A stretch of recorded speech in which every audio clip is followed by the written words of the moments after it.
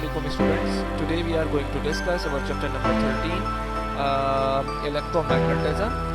The topics are motion of a charged particle in a uniform magnetic field, determination of E by M for an electron, velocity selected.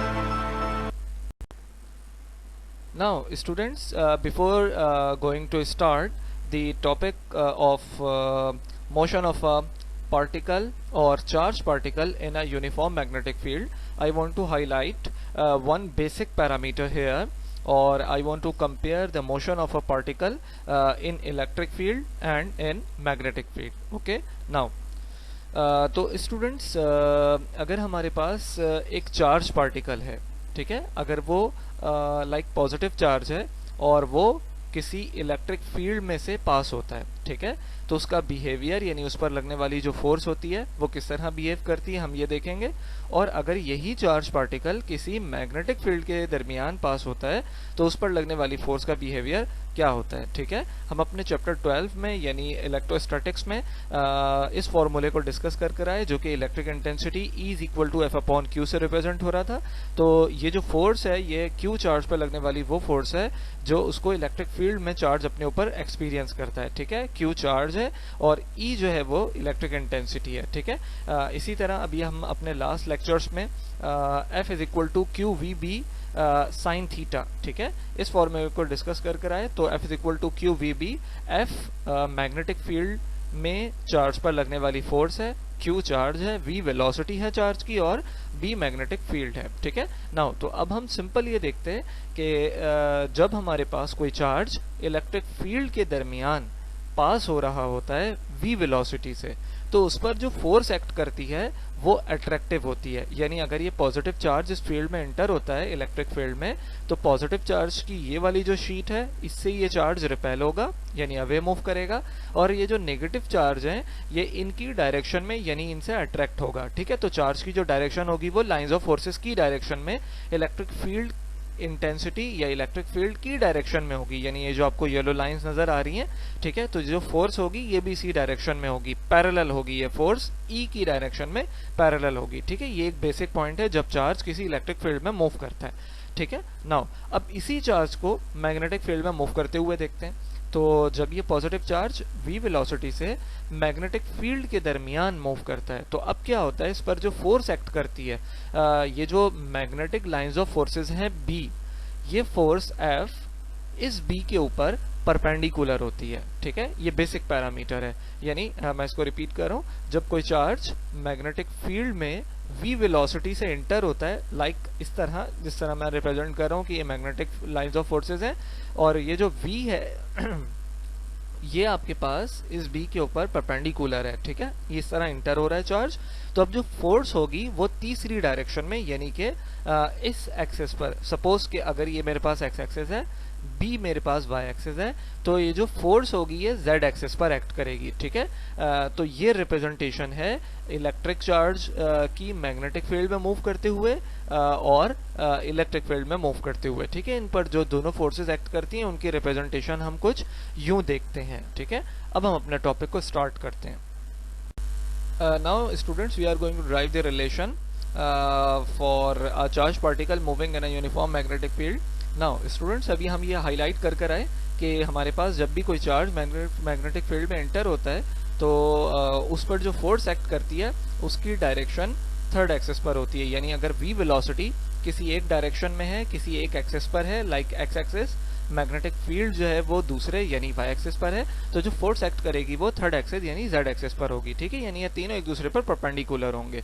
Now तो यहाँ ये जो representation हम इस figure में देख रहे हैं, यहाँ पर हमारे पास ये जो क्रॉस हमें नजर आ रहा है ये मैग्नेटिक फील्ड को रिप्रेजेंट कर रहा है। ठीक है, और ये जो क्रॉस है ये रिप्रेजेंट करता है कि lines of forces in side the sheet या इन साइड द स्लाइड मूव कर रही हैं। ठीक है, यानी ये लाइंस ऑफ फोर्सेस शीट के अंदर जा रही हैं या स्लाइड के अंदर की तरफ मूव कर रही हैं। ठीक है, और अगर यहाँ डॉट होता तो इसका मतलब ये होता कि लाइंस ऑफ फोर्सेस इस स्लाइड से बाहर की तरफ आ रही हैं। ठीक है, यहाँ क्रॉसेस का मतलब लाइंस ऑफ फोर्सेस अंदर की तरफ जा रही हैं। नाउ अब एक चार्ज पार्टिकल जब इस फील्ड में इन होता है और उसकी वेलोसिटी v होती है, ठीक है, तो उस पर जो फोर्स एक्ट करती है उसकी डायरेक्शन कुछ यूं होगी। ठीक है, सपोज कि मेरे पास एक चार्ज है जिसकी वेलोसिटी की डायरेक्शन ये है, मैग्नेटिक फील्ड जो है वो इनसाइड दी स्लाइड है, तो इस पर जो फोर्स एक्ट करेगी वो इस डायरेक्शन में होगी, ठीक है। अब इस वजह से हमारा जो चार्ज होगा वो कर्व होता चला जाएगा, यानी उसकी जो मोशन होगी वो एक लीनियर पाथ नहीं लेगा, बल्कि वो कर्व होता चला जाएगा। जैसे जैसे वो कर्व होता जाएगा, मूव करता जाएगा, तो उस पर कंटिन्यूस, क्योंकि फील्ड जो है वो यूनिफॉर्म है और चार्ज भी मूव कर रहा है v वेलोसिटी से, तो उस पर एक कंटिन्यूस फोर्स एक्ट करना शुरू होगी, जिसकी वजह से चार्ज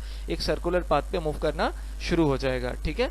नाउ अब हम सिंपल अगर अपनी इस फोर्स को रिप्रेजेंट करते हैं जो इस मैग्नेटिक फील्ड में इसके ऊपर एक्ट कर रही है, तो it is simple F is equal to Q into V cross B, ठीक है। V is the velocity of the charge and V is the magnetic field and F is the force experience by the charge, ठीक है, in uniform magnetic field. So इस फॉर्मूले को आप arrange कर लीजिए, तो F is equal to Q V B sine theta, और ये जो n कैप है ये डायरेक्शन को रिप्रेजेंट कर रहा है, ठीक है, F की डायरेक्शन को।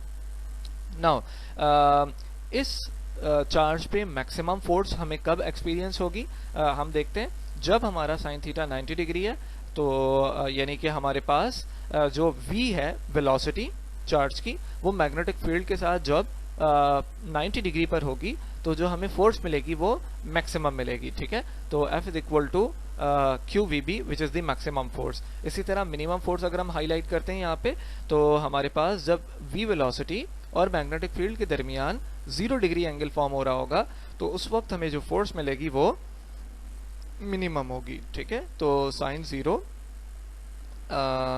होगा, तो ये पूरी वैल्यू हमारे पास 0 हो जाएगी, तो F minimum is equal to 0। Now students, अब हम बेसिक दो पैरामीटर्स यहाँ पर हाईलाइट करने जा रहे हैं कि हमारा सपोज कि हमारे ये जो चार्ज है इस पर जो फोर्स एक्ट करती है F, ये इसकी वजह से एक सर्कुलर पाथ लेता है, ठीक है, और सर्कुलर पाथ पे एक वेलोसिटी से या एक खास रिप्रेजेंटेशन से मूव करना स्टार्ट हो जाता है, ठीक है, और वो रिप्रेजेंटेशन इस फिगर में हम देख रहे हैं, ठीक है। अब हम ये देखते हैं कि इसकी जो फ्रीक्वेंसी है वो क्या होगी, यानी इसकी जो सर्कुलर पाथ पे मूव करने की फ्रीक्वेंसी है वो क्या होगी, और इसका टाइम पीरियड क्या होगा, ठीक है। नाउ तो पहले हम टाइम पीरियड को हाईलाइट करने जा रहे हैं। We know that the formula of the time period is t is equal to 2 pi upon omega, ठीक है। This is our equation number 1।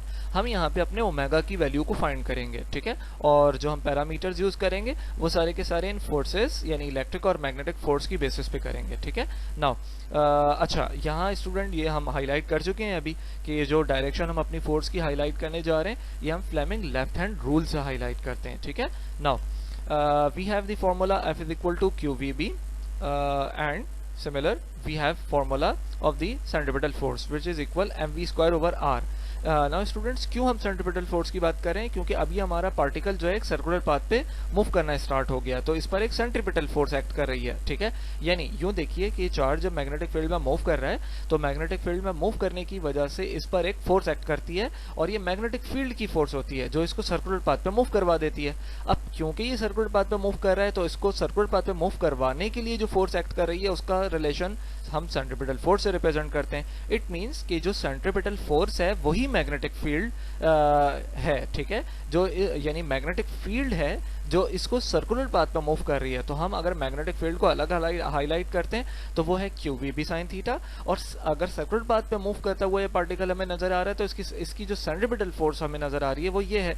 तो मैग्नेटिक फोर्स बेसिकली इक्वल है सेंट्रीपिटल फोर्स के। अच्छा, पहले हम अपने सेंट्रीपिटल फोर्स के फॉर्मूले को अरेंज कर लेते हैं। तो V हमें मालूम है किसकी इक्वल होता है, V is equal to R omega. अगर हम यहाँ पर वैल्यू पुट कर दें तो R स्क्वायर ओमेगा स्क्वायर होगा।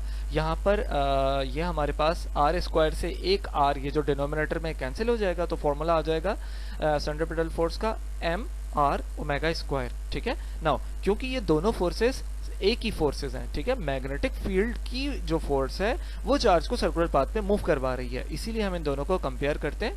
नाउ तो mR omega square is equal to QVB, ठीक है। नाउ अब स्टूडेंट्स ये देखिए V is equal to R omega. अगर हम अपने इस V की वैल्यू को अगेन यहाँ अरेंज कर दें तो हमारा एक ओमेगा कैंसिल हो जाएगा, ठीक है। ये देखिए ये एक ओमेगा कैंसिल हो जाएगा और ये एक R लेफ्ट हैंड साइड और राइट हैंड साइड पर कैंसिल हो जाएगा। यहाँ से अब अपने ओमेगा की वैल्यू को जब फाइंड करेंगे तो omega is equal to Q capital B upon M हो जाएगा, ठीक है। तो इक्वेशन 1 के लिए हम अपने ओमेगा की वैल्यू को फाइंड कर रहे थे।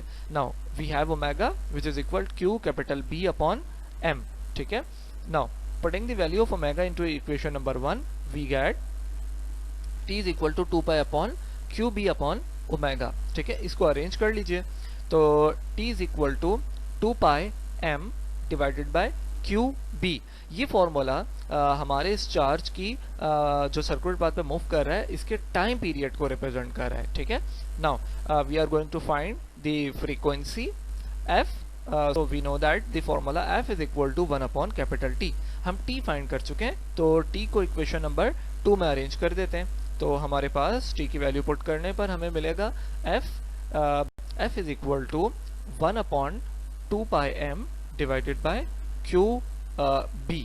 ठीक है, इस इक्वेशन को अरेंज कर लीजिए तो आपके पास फ्रीक्वेंसी आ जाएगी f is equal to q capital B divided by 2 pi m. ठीक है. नाउ ये वो फ्रीक्वेंसी है जिस फ्रीक्वेंसी से ये चार्ज सर्कुलर पाथ में मूव कर रहा है. ठीक है. अच्छा, इस फ्रीक्वेंसी को हम साइक्लोट्रॉन फ्रीक्वेंसी का नाम भी देते हैं. ठीक है. साइक्लोट्रॉन फ्रीक्वेंसी इस चार्ज की जो मैग्नेटिक फील्ड में एंटर होता है और उस पर फोर्स एक्ट करती है और वो सर्कुलर पाथ में मूव करना शुरू हो जाता है. तो इस फ्रीक्वेंसी को सर्कुलर और साइक्लोट्रॉन फ्रीक्वेंसी का नाम देते हैं हम. ठीक है. Now students, we are going to define or derive the relation for the charge to mass ratio. ठीक है. और ये हमारे पास टॉपिक है किस नाम से, determination of E upon m for an electron. ठीक है. नाउ स्टूडेंट्स, जो अभी लास्ट स्लाइड में हम डिस्कशन कर आए कि हमारा एक चार्ज जब मैग्नेटिक फील्ड में v वेलोसिटी से एंटर होता है और इस पर मैग्नेटिक फील्ड की वजह से एक फोर्स एक्ट करती है, तो उसकी रिप्रेजेंटेशन हम अपनी लास्ट स्लाइड में देख कर आए. तो उसी पैरामीटर को, उन्हीं तमाम रिप्रेजेंटेशंस को हम यहाँ यूज़ करने जा रहे हैं E अपॉन m रेशो के लिए. ठीक है. तो यहाँ हम बेसिकली इस चार्ज के और मास के दरमियान रेशो को फाइंड करने जा रहे हैं. ठीक है. तो again we have two forces, the F is equal to EVB. ठीक है. ये वो फोर्स है जो हमारा चार्ज मैग्नेटिक फील्ड के अंदर एक्सपीरियंस कर रहा है. अब यहाँ हम अपने पॉजिटिव चार्ज को यानी इलेक्ट्रॉन को रिप्रेजेंट कर रहे हैं. ठीक है. नाउ तो उसकी जगह Q के लिए हम E को यहाँ पर पुट कर रहे हैं. तो ये हमारी जो फोर्स है ये मैग्नेटिक फील्ड की वजह से फोर्स है. अब क्योंकि यही मैग्नेटिक फील्ड हमारे चार्ज को सर्कुलर पाथ पर मूव करवा रही है, तो सेंट्रीपिटल फोर्स की रिप्रेजेंटेशन यहाँ बनती है विच is equal mv²/r. Now in दोनों रिलेशंस को हम कंपेयर कर देते हैं, तो mv²/r is equal to EVB. ठीक है. नाउ स्टूडेंट्स, अब यहाँ से सिंपल आप E अपॉन m को सेपरेट कर लीजिए, यानी E डिवाइडेड बाय m. तो जब हम इसको सेपरेट करेंगे तो देखिए यहाँ पर एक वेलोसिटी यहाँ कैंसिल हो जाएगी. ठीक है. और E अपॉन m होगा, तो ये जो B है और हमारे पास बाकी पैरामीटर्स हैं, जब उनको हम अरेंज करेंगे तो कुछ फॉर्म इस तरह आ जाएगी. देखिए E डिवाइडेड बाय m. ठीक है. ये डिवाइड हो जाएगा m वहाँ जाके, और ये जो हमारे पास r है b इसके साथ आ जाएगा, जबकि एक वेलोसिटी यहाँ पर बाकी होगी और एक वेलोसिटी इससे कैंसिल हो जाएगी लेफ्ट राइट हैंड साइड वाली वेलोसिटी से. ठीक है. तो हमारे पास E अपॉन m का रेशो कुछ इस तरह मिलेगा. ठीक है. Now it is very simple.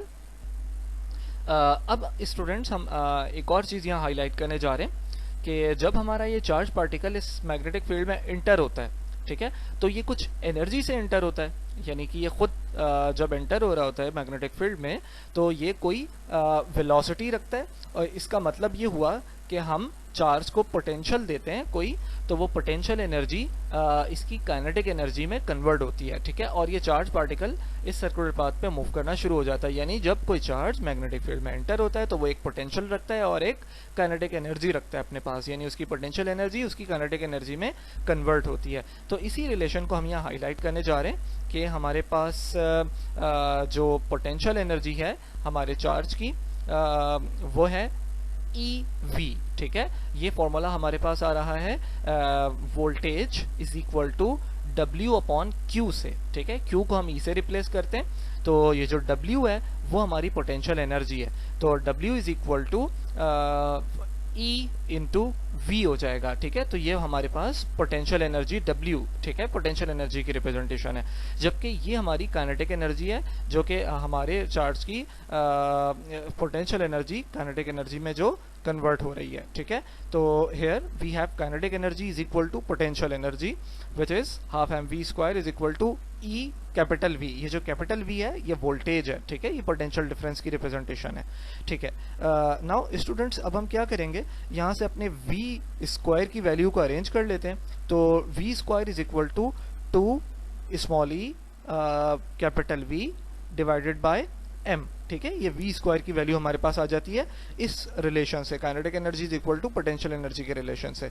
Now इस v स्क्वायर को हम अपनी इक्वेशन नंबर 1 में पुट करेंगे। अच्छा, इक्वेशन नंबर 1 हमारे पास कहाँ से आ रही है, यही फॉर्मूला जो अभी हमने e अपॉन m का यहाँ ड्राइव किया, इसकी हमने दोनों तरफ स्क्वायर कर दिया, ठीक है। क्योंकि यहाँ हमारे पास स्क्वायर था, इसलिए हमने इसको सिंपल करने के लिए, वैल्यू को अरेंज करने के लिए इस फॉर्मूले में अपने e अपॉन एम के फॉर्मूले में बोथ साइड्स जब स्क्वायर किया तो e square upon m square is equal to v square upon r square b square, ठीक है। ये हमारी इक्वेशन नंबर 1 है। इस इक्वेशन 1 में वी स्क्वायर की वैल्यू को हम पुट कर देते हैं, ठीक है। तो देखिए हमारे पास रिलेशन कुछ फॉर्म होगा इस तरह, e square upon m square is equal to 2e capital V divided by m divided by r square b square, ठीक है। अब यहाँ पर एक e कैंसिल हो जाएगा, एक m कैंसिल हो जाएगा, ठीक है।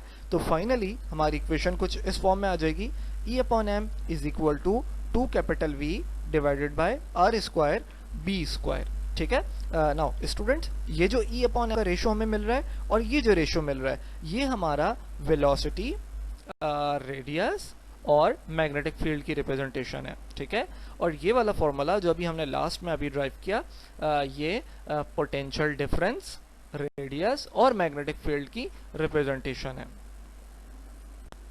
Now students, we are going to discuss very simple topic, velocity selector, ठीक है। हम क्या करते हैं स्टूडेंट्स, हम एक पैरेलल शीट्स अरेंज करते हैं चार्जेस की, जिसमें अपोजिट चार्जेस होते हैं लाइक कैपेसिटर प्लेट्स, ठीक है, और इसके दरमियान इलेक्ट्रिक फील्ड मौजूद होती है, ठीक है। और इसको हम अपनी एक ट्यूब में अरेंज कर देते हैं, ठीक है। अब हम क्या करते हैं, इस ट्यूब में से अपने एक पॉजिटिव चार्ज को v वेलोसिटी से एंटर करते हैं, और हमें ये बात मालूम है कि जब कोई चार्ज मैग्नेटिक इलेक्ट्रिक फील्ड में एंटर होता है तो वो अपने पाथ से डेविएट होता है, अपने पाथ से चेंज करता है अपना पाथ। तो यहाँ पर जब ये चार्ज यहाँ पर एंटर होगा तो ये नेगेटिव चार्जेस की तरफ अट्रैक्ट होगा, ठीक है। तो अब हम दूसरी अगर रिप्रेजेंटेशन देते हैं जो अभी हम अपनी लास्ट स्लाइड्स में डिस्कस कर आए, या अपनी फर्स्ट स्लाइड में डिस्कस कर आए कि इलेक्ट्रिक फील्ड में जब चार्ज एंटर होगा तो वो नेगेटिव की तरफ अट्रैक्ट होगा और पॉजिटिव से रिपेल होगा, यानी इलेक्ट्रिक लाइंस ऑफ फोर्सेस की डायरेक्शन में चार्ज की डायरेक्शन हो जाएगी, ठीक है। अब यही रिप्रेजेंटेशन यानी चार्ज की रिप्रेजेंटेशन मैग्नेटिक फील्ड में अगर हम देखते हैं तो यहाँ पर क्या होता है कि सपोज कि हमारा ये जो पॉजिटिव चार्ज है इस मैग्नेटिक फील्ड में जब एंटर होगा तो इस पर परपेंडिकुलर डायरेक्शन में एक फोर्स एक्ट करेगी, ठीक है, अगर ये v velocity magnetic field b पर परपेंडिकुलर है तो, ठीक है। तो लेफ्ट हैंड फ्लेमिंग रूल के अकॉर्डिंग ये फोर्स हमारी थर्ड डायरेक्शन में यानी थर्ड एक्सिस पर होगी। तो यानी हमारा ये चार्ज जो होगा ये थर्ड एक्सिस पर मूव करना, यानी इस पर जो फोर्स एक्ट करेगी वो तीसरे एक्सिस पर होगी, ठीक है। अब हम करते ये हैं कि मैग्नेटिक फील्ड और इलेक्ट्रिक फील्ड इन दोनों को मर्ज कर देते हैं, ठीक है, यानी कि इस ट्यूब को उठाकर इस मैग्नेटिक फील्ड के अंदर रख देते हैं और इसके बाद इस चार्ज पर लगने वाली फोर्स को हम कुछ इस तरीके से सेट करेंगे कि हमारा चार्ज पार्टिकल डेविएट ना हो पाए, यानी इलेक्ट्रिक और मैग्नेटिक फील्ड जो हैं वो कुछ खास रिप्रेजेंटेशन में आ जाएं, ठीक है। अब हम इसको आगे डिस्कस करते हैं कि किस तरीके से हम अरेंज करेंगे। नाउ तो इस ट्यूब को उठाते हैं और इस मैग्नेटिक फील्ड के अंदर प्लेस कर देते हैं, तो कुछ रिप्रेजेंटेशन आपके पास इस तरह बनेगी। देखिए मैग्नेटिक फील्ड ये रही आपके पास, ये जो क्रॉस रिप्रेजेंट हो रहा है, यानी क्रॉस का मतलब लाइंस ऑफ फोर्सेस जो हैं वो शीट से या स्लाइड से अंदर की तरफ हैं, ठीक है। नाउ तो अपनी इस ट्यूब को जब हम यहाँ प्लेस करते हैं तो यहाँ देखिए कि हमारे पास ये जो चार्ज है जब इस इलेक्ट्रिक फील्ड और मैग्नेटिक फील्ड के अंदर ये दोनों फील्ड जब इस पर एक्ट कर रही हैं, ठीक है, ये दोनों फील्ड मौजूद हैं, तो जब चार्ज पार्टिकल इसमें इन होगा पॉजिटिव चार्ज तो इस पर जो फोर्स एक्ट करेगी हम उसकी रिप्रेजेंटेशन देंगे कुछ इस तरह कि मैग्नेटिक फील्ड की वजह से जो फोर्स एक्ट कर रही है वो है हमारे पास E we B sine theta, ठीक है, यानी F is equal to Q V B sine theta का रिलेशन है उसको हमने यूज किया है, तो F m, ठीक है, मैग्नेटिक फील्ड की वजह से फोर्स एक्ट कर रही है, F m is equal to e we b ठीक है। और जो इलेक्ट्रिक फील्ड की वजह से इस पर फोर्स एक्ट करेगी वो क्या होगी, एफ ई। ये सब स्क्रिप्ट में जो मैंने ई लिखा है ये बेसिकली इलेक्ट्रिक फील्ड को रिप्रेजेंट कर रहा है, ठीक है। नाउ तो F E is equal to e into capital E. ये फॉर्मूला हमारे पास कहाँ से आ रहा है, लास्ट स्लाइड में F is equal to q E जो फॉर्मूला था, तो Q की जगह अब हमने E को यहाँ स्मॉल e को यानी इलेक्ट्रॉन या चार्ज पार्टिकल पॉजिटिव चार्ज के लिए अब हमने अरेंज किया है, ठीक है। तो F m is equal to small e जो कि चार्ज की रिप्रेजेंटेशन है और कैपिटल E, ठीक है। नाउ अब हम इन दोनों को कुछ इस तरह अरेंज करते हैं, यानी अपनी मैग्नेटिक फील्ड और इलेक्ट्रिक फील्ड को अगर हम इस तरह अरेंज कर दें कि ये दोनों फोर्सेस इक्वल हो जाएं, ठीक है, तो हमारा ये चार्ज पार्टिकल डेविएट नहीं होगा, अपना पाथ चेंज नहीं करेगा, बल्कि स्ट्रेट पाथ में मूव करेगा। तो हमारी वेलोसिटी सेलेक्टर में कोशिश ही यही होती है कि हम मैग्नेटिक फील्ड और इलेक्ट्रिक फील्ड का रेशो इस तरह से अरेंज कर दें कि हमारे पास चार्ज जो है वो अपने पास से डेविएट ना हो। तो हम इस तरीके से डिफरेंट पार्टिकल्स जो कि डिफरेंट वेलोसिटीज मैग्नेटिक और इलेक्ट्रिक फील्ड में रखते होंगे, ठीक है, अपने मासेस की, अपने चार्जेस की बेसिस, अपने मासेस की बेसिस पर, चार्जेस की बेसिस पर, तो इनको हम सेपरेट कर पाते हैं, ठीक है। नाउ तो हम इन दोनों को इक्वेट करते हैं, F m is equal to F E, ठीक है। दोनों वैल्यूज हमारे पास एफ ई और एफ एम की हैं, तो इन दोनों को इक्वेशन 1 में अरेंज कर देते हैं। तो e we b is equal to e into capital E. अब देखिए स्मॉल ई कैंसिल हो जाएगा और यहाँ से हम v फाइंड कर लेते हैं। तो v is the velocity of the charge particle, okay. तो v is equal to capital E divided by capital B, ठीक है। तो E इलेक्ट्रिक इंटेंसिटी है, ठीक है, इलेक्ट्रिक फील्ड की रिप्रेजेंटेशन है, और B जो है वो मैग्नेटिक फील्ड की रिप्रेजेंटेशन है। जब ये दोनों का रेशो सेम हो जाता है, यानी जब हम इन दोनों को एक खास रेशो में अरेंज कर लेते हैं, तो हमारा चार्ज डेविएट नहीं होता और स्ट्रेट पाथ में मूव कर जाता है, ठीक है। और ये हम क्यों करते हैं कि हम डिफरेंट पार्टिकल्स को इससे सेपरेट कर पाते हैं, ठीक है, जिनकी वेलोसिटीज इलेक्ट्रिक और मैग्नेटिक फील्ड में मूव करने के दौरान डिफरेंट होती हैं, ठीक है। तो इसकी डिफरेंट एप्लीकेशंस हैं। Now students, today we have very simple question.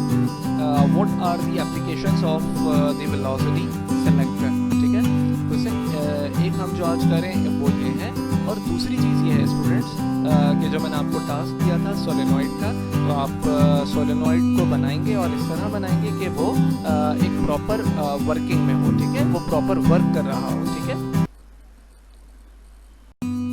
Thank you so much students. Have a good day.